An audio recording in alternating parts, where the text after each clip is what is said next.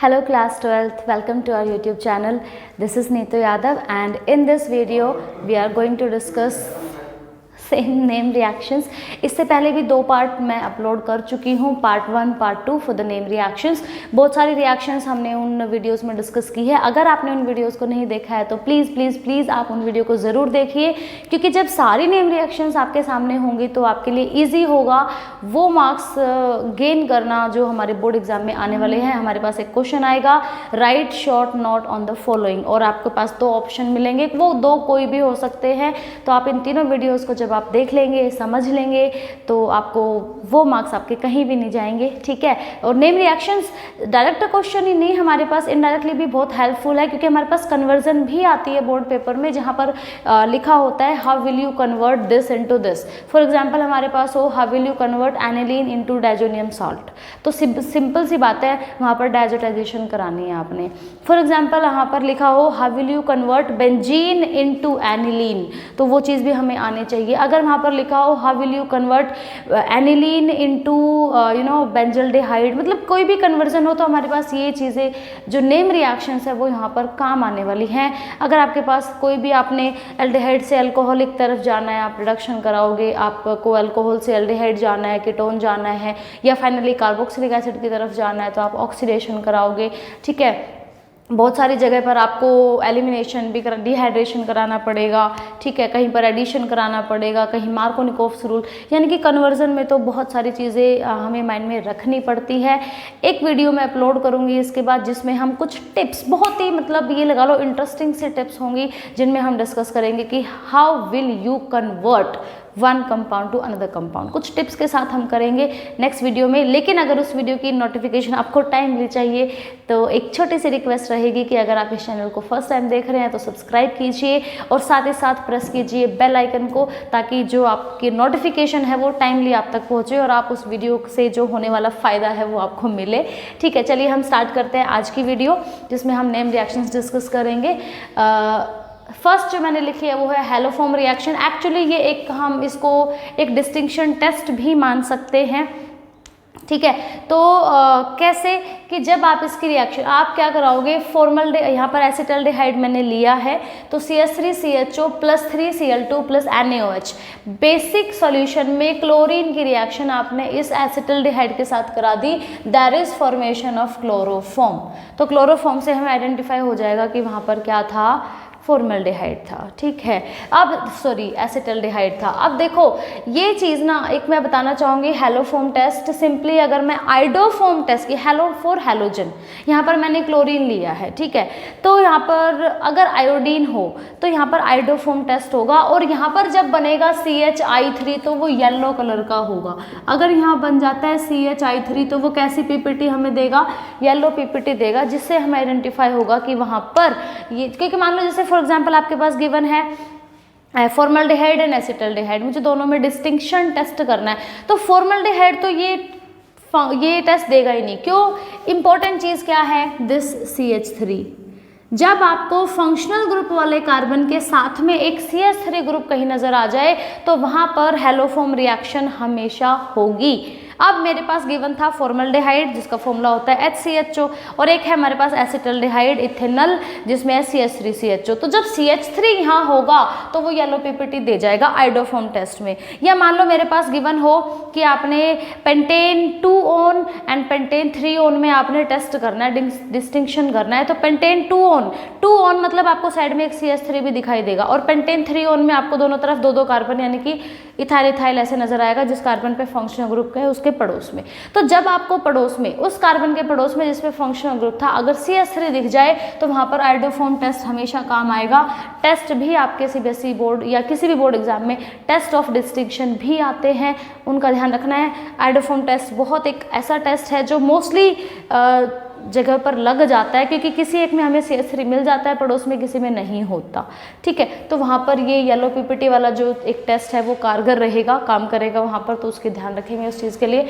Next name reaction is D carboxylation. D का मतलब हमेशा होता है रिमूवल यहाँ पर, तो डी कार्बोक्सिलेशन में हुआ क्या है, हमारे पास था RCOONA, sodium salt of carboxylic acid, उसकी रिएक्शन हमने NaOH के साथ करा दी in the presence of calcium oxide.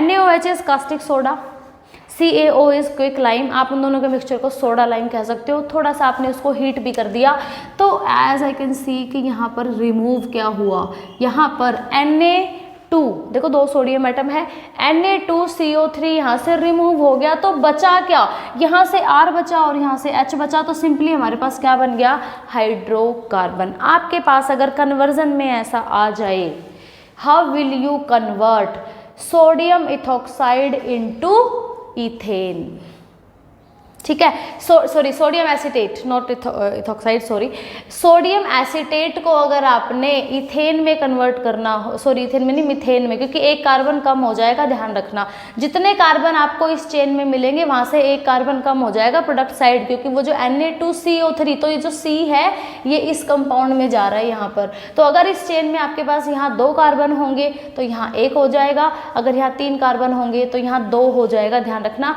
अगर आपके पास ये आ जाता है, सोडियम सॉल्ट आ जाता है इसका आपके पास 3 कार्बन की चेन से, और आपके पास कन्वर्जन होगी, इथेन कैसे बनाओगे, तो आपने सिंपली आप डी कार्बोक्सिलेशन यहाँ अप्लाई कर सकते हो।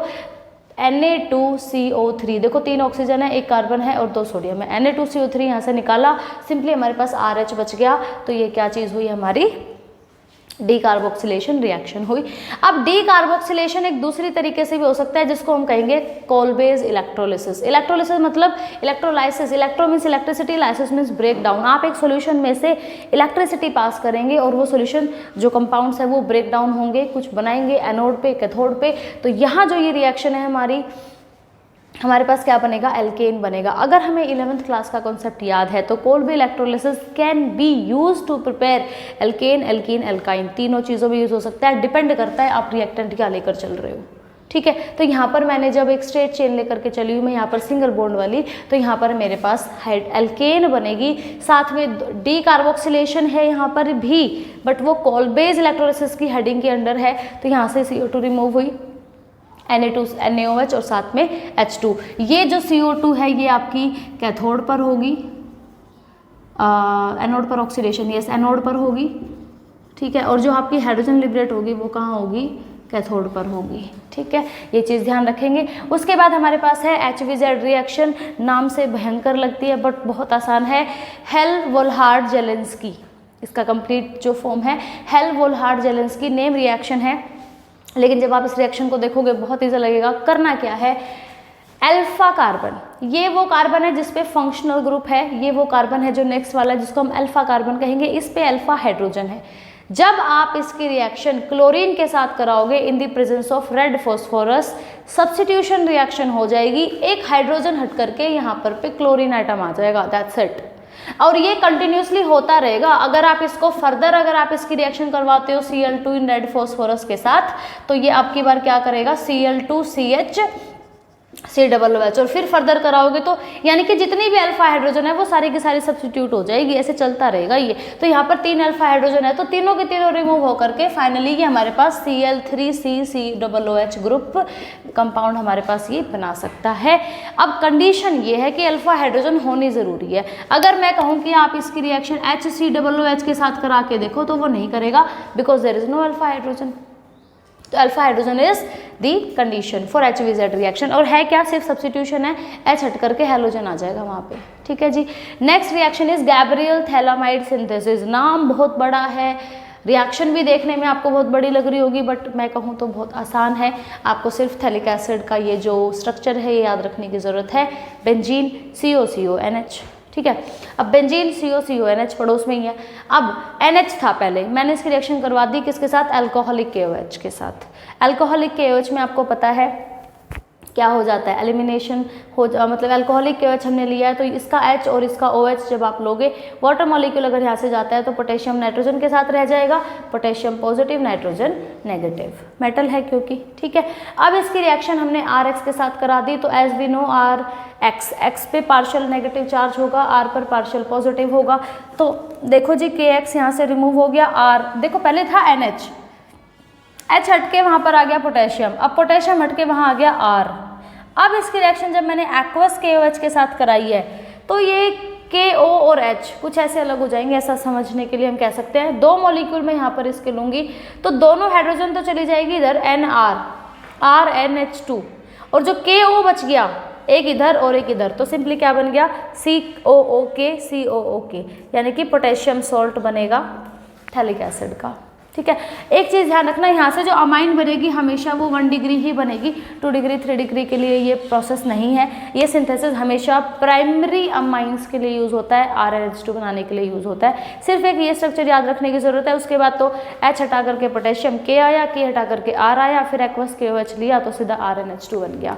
ठीक है, ये आपको याद रखने की ज़रूरत है। Benzene COCONH। ठीक है, नेक्स्ट इज होफमान ब्रोमामाइड डिग्रेडेशन। होफमान तो हो गया साइंटिस्ट का नाम, ब्रोमामाइड यानी कि bromine and amide. Amide is RCONH2, bromine is Br2। Basic medium देना है तो क्या ले लोगे जी, KOH ले लो, NaOH भी ले सकते हो, कोई प्रॉब्लम नहीं है। उसके बाद बनेगा क्या, अब है डिग्रेडेशन। डिग्रेडेशन का मतलब होता है एक कार्बन कम हो जाना। तो यहाँ पर जब हमारे पास था RCONH2 तो जो ये CO है ये यहाँ से हटेगा, एक कार्बन कम हो जाएगा फाइनल वाली चेन में। ठीक है, तो RCONH2 था, ये CO हटना है यहाँ से, ये CO कहाँ जाएगा K2CO3 में, C यहाँ चला जाएगा और आपके पास बचेगा क्या RNH2। समझ आया क्या, बहुत आसान था। होफमान ब्रोमामाइड डिग्रेडेशन, होफमान साइंटिस्ट का नाम है। ब्रोमामाइड यानी कि ब्रोमीन एंड अमाइड, डिग्रेडेशन का मतलब एक कार्बन कम कर दो। तो अमाइड में क्या होता है RCONH2 बनेगा क्या RNH2, CO ही तो गया है वहाँ से। ठीक है, ब्रोमीन KOH और ये आपके प्रोडक्ट्स होंगे, बाय प्रोडक्ट्स होंगे KBr, K2CO3 एंड वाटर। ठीक है जी, नेक्स्ट हमारे पास है कार्बल अमाइन रिएक्शन। इसको भी हम एक टेस्ट के तौर पर यूज़ कर सकते हैं। क्या होगा, 1 डिग्री अमाइन ये पॉजिटिव देती है, 2 डिग्री 3 डिग्री नहीं देते हैं, उनके लिए हमारे पास अलग टेस्ट होता है, हिंसबर्ग टेस्ट, अलग वीडियो में हम डिस्कस करेंगे। ठीक है, तो RNH2 1 डिग्री अमाइन हमने जब यहाँ पर लिया उसकी रिएक्शन हमने कराई क्लोरोफॉर्म के साथ, CHCl3। बेसिक मीडियम देना है यानी कि KOH भी लेंगे साथ में, और बनेगा क्या आइसोसाइनाइड। बनेगा क्या आइसोसाइनाइड, जिसकी बहुत ही गंदी स्मेल होती है, फॉल स्मेल होती है, और वो स्मेल आते ही हमें पता चल जाएगा कि कौन से डिग्री की अमाइन है, 1 डिग्री अमाइन है। तो ये एक टेस्ट भी यूज़ कर सकते हो। फॉर एग्जांपल आपको कहा जाए कि methyl amine and N methyl ethanamine इस तरीके से करके दिया जाए तो 1 डिग्री और 2 डिग्री दोनों में आप जब भी रिएक्शन कराओगे तो 1 डिग्री में फॉल स्मेल आ जाएगी आइसोसाइनाइड की, 2 डिग्री में ऐसा नहीं होगा, तो आप दोनों में डिफरेंस कर पाओगे। ठीक है जी, तो आई होप आपको ये रिएक्शंस जो 7 रिएक्शंस है ये समझ आई होगी बहुत अच्छे से। 2 वीडियोस और है, पार्ट 1 पार्ट 2, 10 की टोटल हमारे पास 3 वीडियोस हो गई है नेम रिएक्शंस पर। कोशिश की गई है NCERT की सारी नेम रिएक्शंस कवर करने के लिए। अगर कोई पर्टिकुलर चीज़ आप दोबारा से समझना चाहते हैं तो कमेंट करके ज़रूर बताइए। वीडियो पसंद आया हो तो वीडियो को लाइक कीजिए, शेयर कीजिए अपने दोस्तों के साथ, और बोर्ड एग्जाम्स की बहुत अच्छे से तैयारी कीजिए। Thanks for watching till end good bye.